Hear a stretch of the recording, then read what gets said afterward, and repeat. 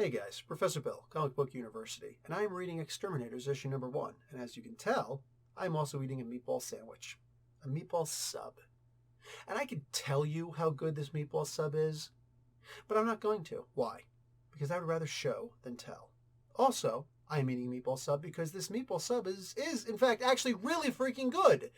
What's not good is X-Terminators issue number 1. Let's get talking about this horrible freaking thing and tell you who made this comic book so I can get back to eating my meatball sub. Okay. Leah Williams is the writer. That right there. If I would have realized that Leah Williams made this comic book, I wouldn't have even read it. Instead, I wanted to read it first, see if it was good, then come back, because that's what I do. If I find out somebody's writing a comic book that I love, I will read it. But if I find out somebody who I don't like is writing a comic book, I'm not even going to give it a shot. So I try not to find out who's writing a comic book, whatever. I try to just read the comic book first, skip over all the introduction stuff, and then judge the comic book based on that. I was not shocked at all. It wasn't too far I got into this comic book where I thought to myself, it's either Teenie Howard or Leah Williams who has written this comic book. You know, one of the two girls who got on to an all-women's podcast and started talking about how we can't identify with the heroes in stories, we identify with the villains. Why are you writing superhero comic books then? All right, anyway, Leah Williams did this comic book. Carlos Gomez, who I'm just going to say right now, did a really great job on the art. Brian Valencia doing the colors. The art in this comic book was actually pretty damn good. All right, was really, I enjoyed this. All right, if I ever decided to debase myself and work for Marvel comic books and make a comic book about some of my favorite characters, and they said, we've got Carlos Gomez going to do your art, I would not be upset. I'd be like, okay, so you're not going to cheapskate me. You're going to give me a good artist. That's why I feel bad for Carlos on this, because this poor guy has to do all this artwork for this horrible throwaway story, which is basically just Leah Williams, probably on a standard night for her, accidentally leaving her cell phone on the whole time on record. And she recorded an entire and just decided, you know what, let me just put this as transcript and tell Gomez to write this stuff. I feel really bad for Carlos on this. I really do. VC's Travis Lanham on letters and production. The same two people did the cover art. Actually, Federico Vincini and Matt Mila did the cover art. My bad. Whole bunch of variant covers, which is a waste because whatever. And yeah, let's get talking about this comic book. So, Dazzler's apparently a lesbian now, or a pedophile, I'm not sure, because this guy who she was dating for a week is either a little child or it's Kitty Pryde. It is not an actual grown man. I don't care what they say. This looks like a very, very young boy with long hair, like a teenager boy with long hair. Or honestly, the first thing I thought when I saw the face was I had the pirate shirt, half unbuttoned. I really thought that this was Kitty Pryde. I swear to God. He cheats on her, and she's like, men are trash, blah, blah, blah, blah, blah. No, men aren't trash, because there are plenty of men who won't cheat. I don't cheat. I've never in my life cheated. A confession. There you go, I guess. But anyway, a positive confession. A confession that won't hurt me. I've never cheated in my entire life. Never happened. That being said, there are lots and lots and lots and lots of men who don't cheat.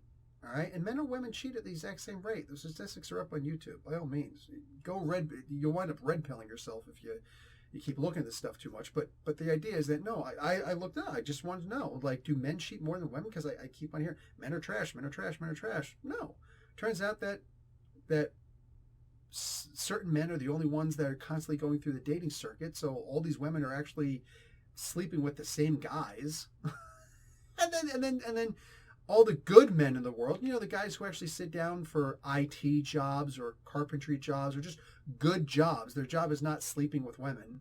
Their job is actually having a good life and working for a living and providing.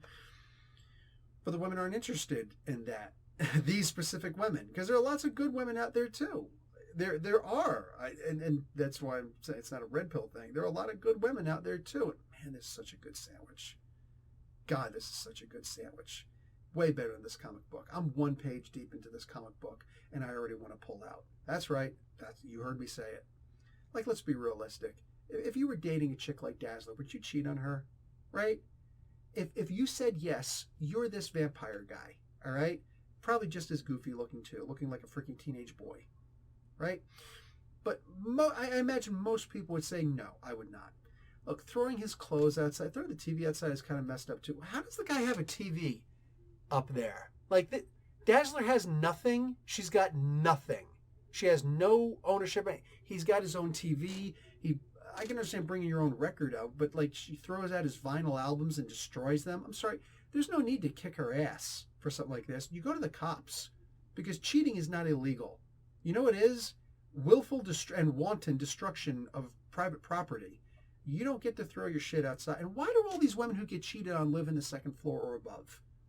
Answer me, riddle me that, Batman. I don't understand this stuff. Because if they were living on the first floor, that stuff wouldn't go very far. I mean, let's be realistic, you know? Anyway, so apparently this guy, like, he's a vampire and he wanted to suck her blood the whole time. He's been there for a week. I'm sorry, is she really that light of a sleeper? I get the pun there. Light. Ha ha ha. Anyway. Gonna try, like, dude, come on. He never had another opportunity to bite her and to drink her blood, to eat her. Like, come on. Come on. You know, at some point, I bet you he went down on her. Let's be realistic. At some point, I bet you went down on her. He couldn't have just right there on the spot freaking, like, just sank the fangs in and just, you know, like, oh my God. Oh, because there's like a, no. Like, even like, boom. And all of a sudden, like, what are you going to do? What are you going to do? Women. Any women who are reading this. If you were being pleasured by a guy and all of a sudden he sank regular, normal human being teeth into you, are you going to be able to fight back, or are you going to be absolutely paralyzed in pain? He's got your cooch in his top teeth and your taint in the bottom teeth, and he's just biting for all his worth, like 600 pounds of pressure per square inch. In fairly sharp freaking jaws that it could bite through an apple, it could bite through your vajayjay. And you're going to tell, like, dude, there is no, and then on top of that, you make it vampire fangs, right? With the venom seeping in all this stuff. Bruh. All he had to do was be like, I want to take care of you. Boom. Gotcha. Gotcha, bitch. That's a Dave Chappelle gotcha, bitch moment. This was so stupid. But no, instead, she just wanted to go, Leah Williams just wanted to go, you know what? My first name is William. I am not interested in sharing a name with, I'm going to call her Leah Worthless. There we go. Let's do that. All right? I try to read comic books without seeing who's writing them or drawing them first, especially writing them, because I don't want to prejudge a comic book. Because I swear to God, if I'd have known Leah was doing this comic book, I wouldn't have read the comic book. I would not. I'm not here for the glitz and the glamour and the fame. But I read the comic book and I look afterwards trying to say, like, and I'm like, dude, this could have been Teenie Howard or this could have been Leah Williams. It could have been either one of them because that's how horrible this was. And I know the agendas that these two people freaking write with, you know? She just wanted a reason to get some girls to go out and do some drinking because this is the feminist agenda. Feminists in general propagate the idea of women, all women, if possible, acting like the worst possible men in history. I'm sorry. It is not something to celebrate going out and getting drunk. When I see Tony Stark in comic books or in movies getting drunk, I know he's the villain right now. He's being the bad guy, or he's being super depressed, or being super stupid. And everybody's sitting there looking at this and saying, at what point are you going to get out of this? Dude, Demon in a Bottle. And there were two versions of Demon in the Bottle. There was the issue, and then there was the event that went on. And then they kind of replicated in the movie. Each time you knew this was a horrible, like the villain was himself, was Tony Stark himself. He was drinking, and there was the demon alcohol thing going, right? Demon in a Bottle is Ozzy Osbourne's song, Demon Alcohol, right? And Ozzy's got a bunch of songs talking about, you know, how horrible it was when he was drinking. He almost lost his family and blah, blah, blah, blah, blah, blah, right? Hell, think about it. Go back. Ozzy Osbourne, when he was drinking so much in the beginning, he almost lost Sharon, and probably would have been a good thing. She's an absolute trash human being, but whatever, it is what it is. Ozzy was in a low point, and he was going to lose his family and everything, and then he wound up doing that song, Close My Eyes Forever, with Lita Ford, and it was one of the greatest freaking ballads of all time. I think that actually initiated the ballad. Like wow. But it was about him being suicidal because he was drinking too much, and he almost lost his family because of it. When guys drink, we don't like. This is the thing that women don't seem to understand, because guys understand. I imagine all guys understand. I understand this. When you show a guy drinking, whether he's having fun, whatever, blah blah blah, there's always the thing where he wakes up and he suddenly realizes, I screwed up, I suck, I'm an idiot, and I need to get my life together. But when feminist freaking bubbleheads like Leah Worthless over here goes and write this kind of story, it's like, oh, let's celebrate women getting drunk and acting like the worst kind of men imaginable. When you celebrate the most deplorable people on the planet, all right, don't sit here and tell me that you're writing a superhero comic book. But she goes on this comic book podcast and says that she doesn't identify with, she's never been able to identify with the hero. And that's why you shouldn't be working in comic books. That's why you have no business working in comic books.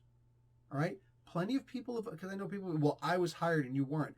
I don't want to work with, if Marvel, you know how much money Marvel would have to give me? To a lot more money than you're making, that's for sure. Whatever you're making, it would have to be at least 4 or 5 times that for me to denigrate myself enough to want to write for this horrible company right now, because I love the characters, I hate the company. I despise this wretched company. It's a horrible freaking company. And yes, that'll go all the way up to as far as Disney is concerned. And it sucks because nobody's ever... You know how many people have owned Marvel? How many people have owned Marvel? Some of them were pretty good companies because they let good people do good comic books, right? But that's not the case now. Now it's Disney, who's clearly got an agenda, and they've got the money to back up their agenda. And who the hell is going to buy? Why would Disney ever sell these characters? Why would they ever sell? There's people like, oh, nobody would ever sell these characters. Idiot! Idiot! Do you realize how many times Marvel and DC have been sold to different companies over and over and over and over again? Do you realize how many times they've been sold? Say, oh, nobody would ever sell these characters. You are brainless. You are brainless. You are a drone walking through world, a silly little NPC who doesn't understand that, one, comic books were actually done by good people back in the day, and nowadays they're it's just a business. That's all it is a business. And these are really great characters with a really great history. And for me, these comic book characters are just nostalgia for me at this point. I remember when these characters running around used to be pretty cool. I remember when Jim Shooter made the comic book company industry and the direct retailer sales business, the whole industry, based off of Dazzler, issue number 1. And Leah Williams, Leah Worthless, just goes, I'm going to have her and Jubilee and Boom Boom have a drunk girl nights out. Because, YOLO! Fuck you. Screw you to the moon and back, and as many trips as it takes with a boot up your ass. Because this is horrible. Comic books used to mean something. These stories used to mean something. And this was a really good meatball sub. Like the video, watch an ad, and maybe you too could have a cool meatball sub. Professor Bill, Comic Book University. Class dismissed.